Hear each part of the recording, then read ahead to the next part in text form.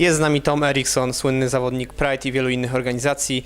Tom, it's a pleasure to speak to meet you finally. I saw a lot of fights you had in Pride and other organizations. You just finished your last training with Jay Silva and Sean McCorkle. What were you working on?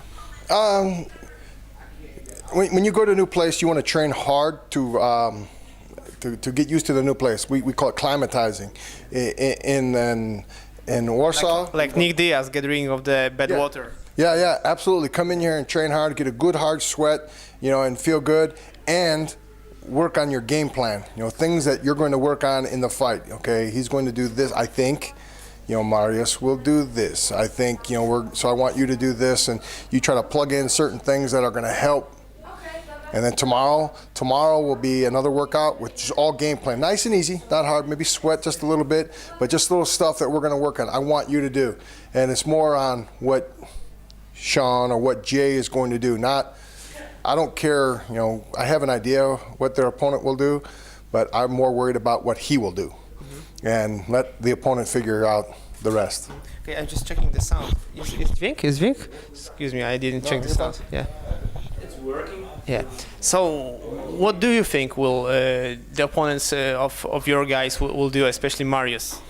Marius, I think he'll kick more. I think he'll kick. He does a pretty good kick. He punches. He's very strong and he's very small. He's very short. He has to close the distance. He has to be close to be very effective punch-wise. Sean is very long.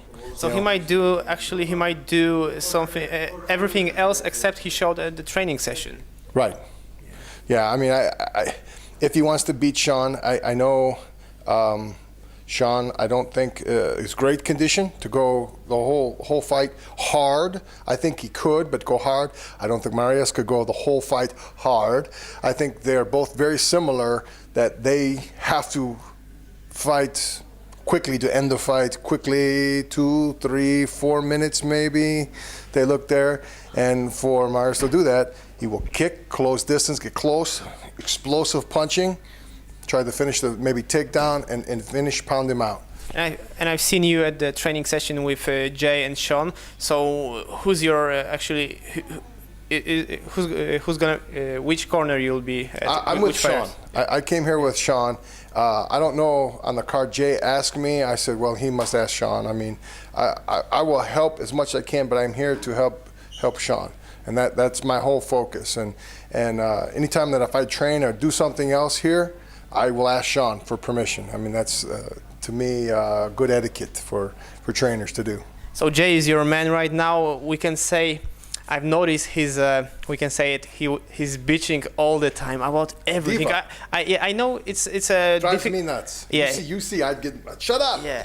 Yeah. So I know it's a pretty tense moment for him. You think it's because he's so confident, or he's tense, or whatever the reason is? No, it's a couple things. One, he has a fight. It's a big fight. I wasn't here last time, but I hear him complain. He thought maybe bad judging. He might have won the fight. So he's got a chip on his shoulder because maybe bad judging. And then the other thing, he cut his weight. He's bringing his weight down. So now he's close to making weight. So he's not eating. So he's very tired. He's very hungry. And then he thinks, because I got bad judging last time. And then, I'm nervous because I have to fight. So all that together, it makes him complain a lot. But even still, he should maybe just a little bit back up. He even scared the ladies. It's not his nature. So yeah. And what about your fights? I know you're retired. Are you a coach 100% now? Yes. Yeah. I mean, I unless someone wants me to fight, but no, I Who asked you to fight? Nobody. I said unless they want me to fight, but no, I don't fight anymore. It's more fun, but I still get just as nervous. But because I fought for a long time, I wrestled in competition for a long time, I understand fighters getting nervous, and little mind games to talk to them. I was trying to talk to Jay when he's going crazy, and maybe distract him with stories or whatever, and training. I know how to train very hard, and tactics. So yes, I would, coaching more, but not as many opportunities. Big guys, not a lot of big fights. Over here in Poland, there's a lot of big guys, so it's kind of nice. But in the States, I don't think people respect me as much because they don't think I have as much technique. And you have a huge history of fighting. What is your toughest opponent? What was your toughest opponent so far? My best fight that I remember was the toughest fight very early in my career when I fought Murillo Bustamante, and I had never.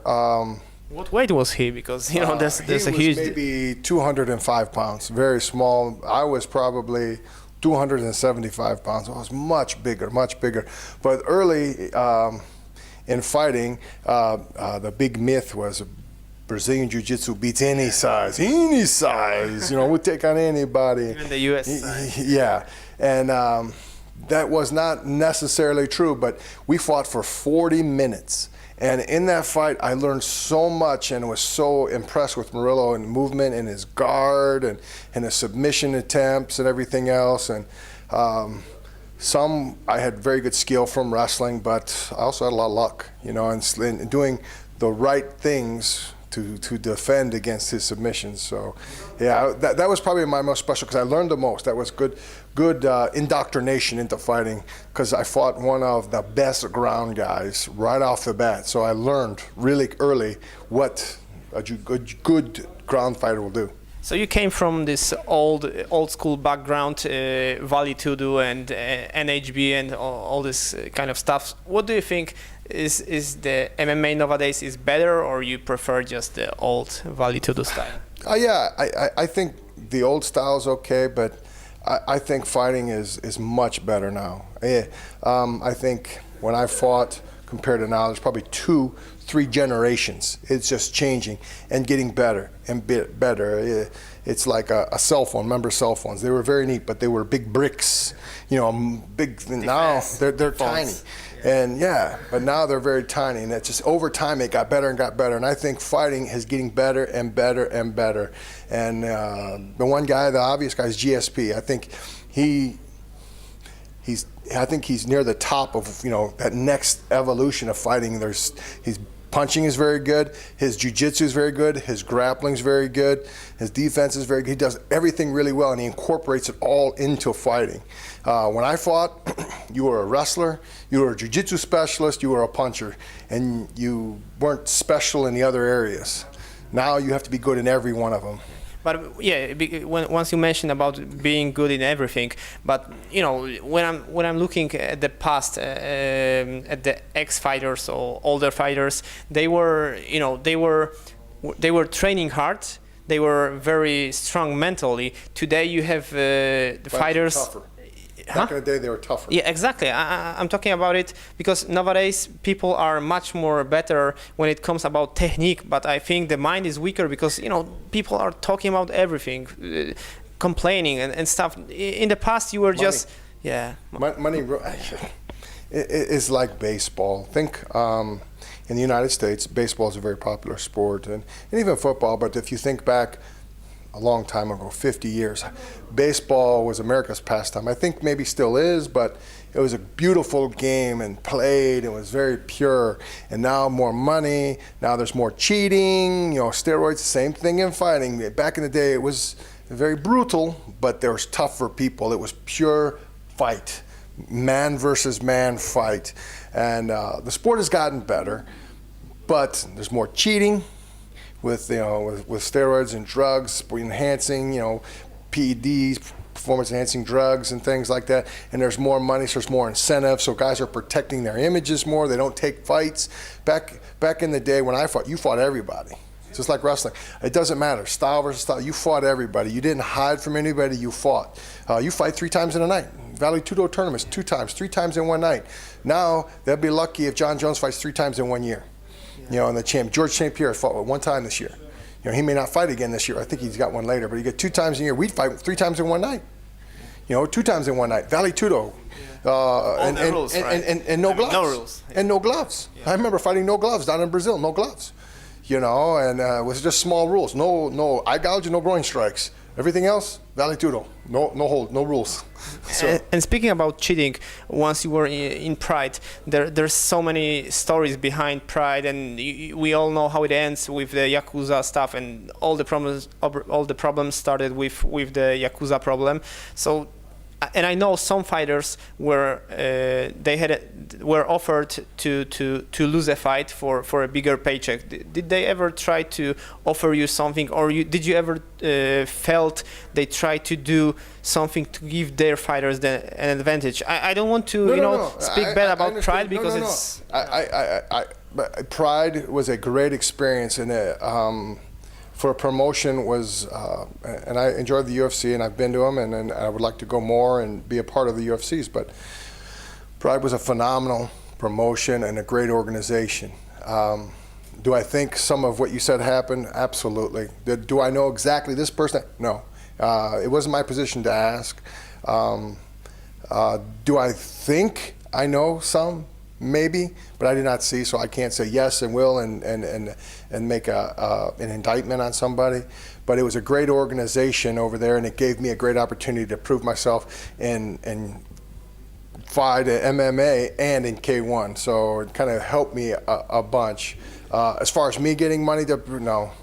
I was, for me, it was difficult for me because I was an anomaly where I was a very big person, a wrestler, so I was very difficult to take down. And if you were a striker, I could take you down. If you had great jiu-jitsu, I could kind of defend that and stuff. I was not the best, but it was a difficult fight.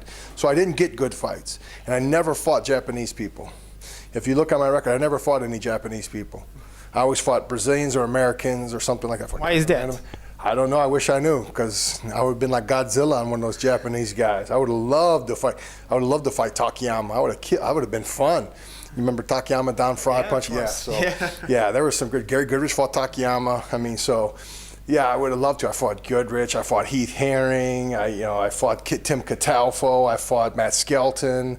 I fought Antonio Silva over there. So I never got Japanese people. So I never got the opportunity to maybe fight Takada or something like that. I don't remember exactly, but I remember you being with some US guys, supporting them. Maybe it was a Hammer House or maybe Gary Goodrich with somebody. Who exactly did you? I was with Gary Goodrich. I spent a lot of time. I fought Gary Goodrich in Pride 8, and then I came back in Pride 10 or 11, and God, I don't remember who I fought. I won my fight. Gary had his fight. And then I helped corner Gary, because Gary could never fight wrestlers. He was always, I say his Achilles heel. The one thing he would lose always to wrestlers. So he asked me to help him, so I started helping him, and he helped me because I was a wrestler, and transitioned over, and he helped me because Gary Goodrich always talked. He's a little bit like Jay, but more strategic. He was not a diva, but he did talk a lot.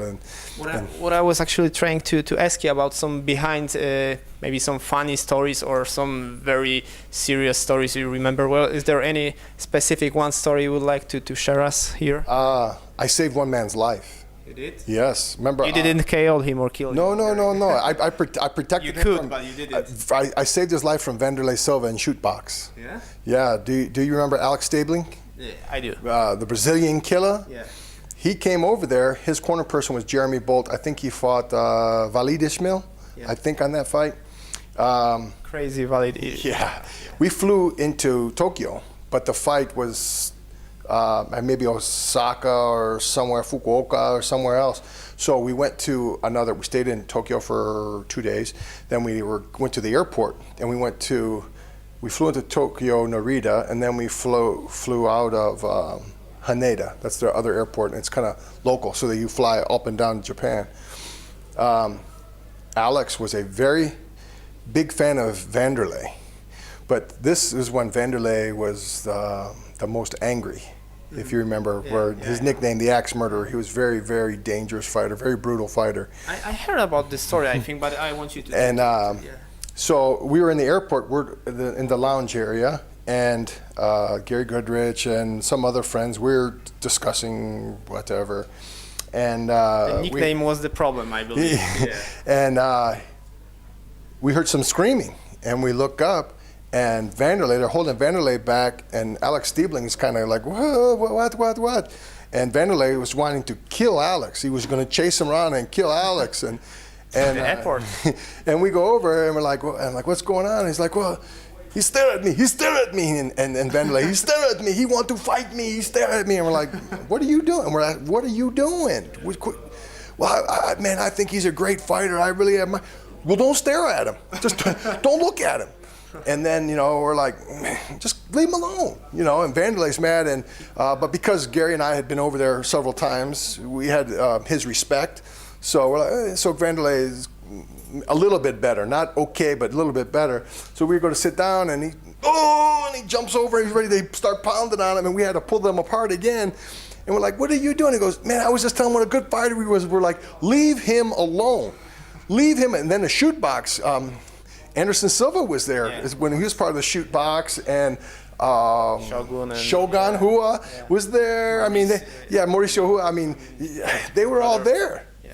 And it's like they were getting upset, and I'm like, whoa. And so what we had to do is we made a special arrangements. We made Alex Stiebling sit between Gary and myself, and protect him and tell him to stop looking at Vanderlei, because Vanderlei would look over and just like, and they're like, we're okay. We look at Vanderlei, and Vanderlei was calmed down. But if we weren't there, he would have fought him. He would have tried to hurt him for sure. There's no doubt he would have. Yeah. And Alex Stiebling's corner person at that time was an old fighter named Jeremy Bolt, who's a very small man. He's much smaller than Alex, and he's like, I don't know what to do. Tom, can you help me? And we're like, yeah, we got it. Just sit here with us.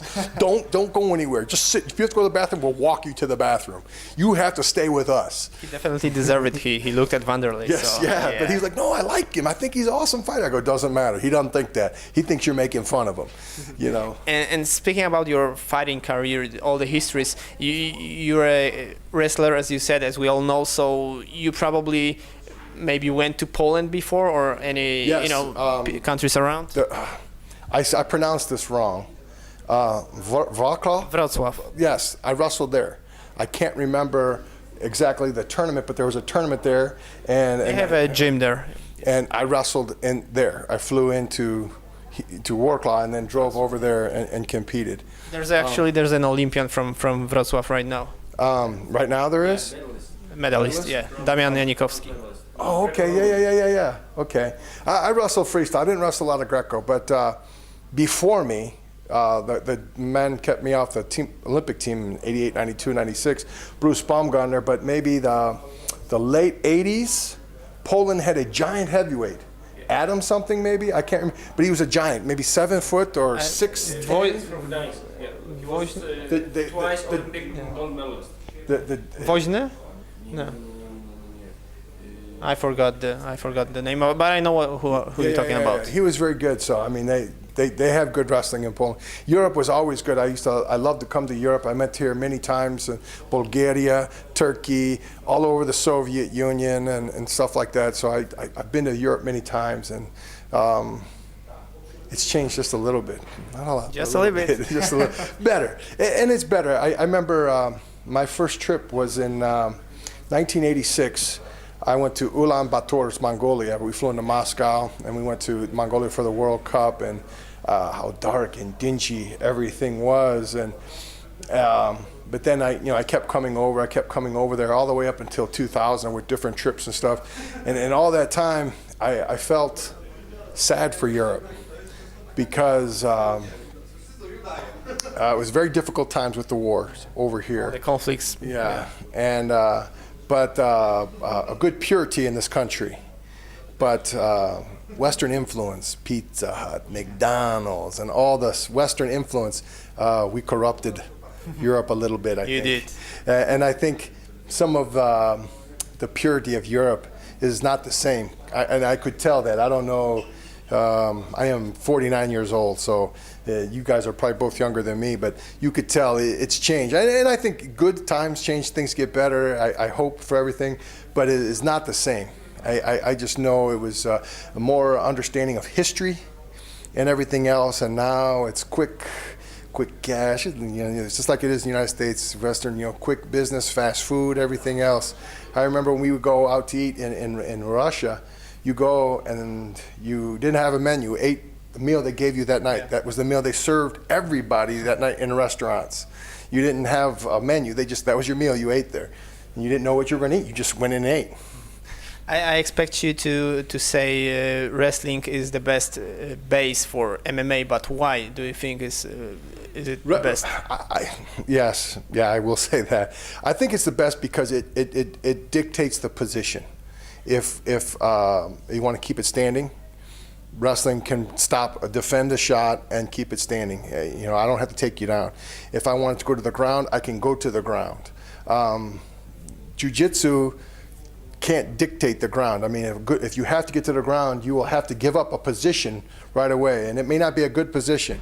You may have to work hard to get, if you want to go guard right away or whatever, you have to give up a position to do that, or try to take somebody down, which is difficult. If you're a striker, whether it be Muay Thai, boxing, or kickboxing, you can't take a guy down. A guy will take you down easier.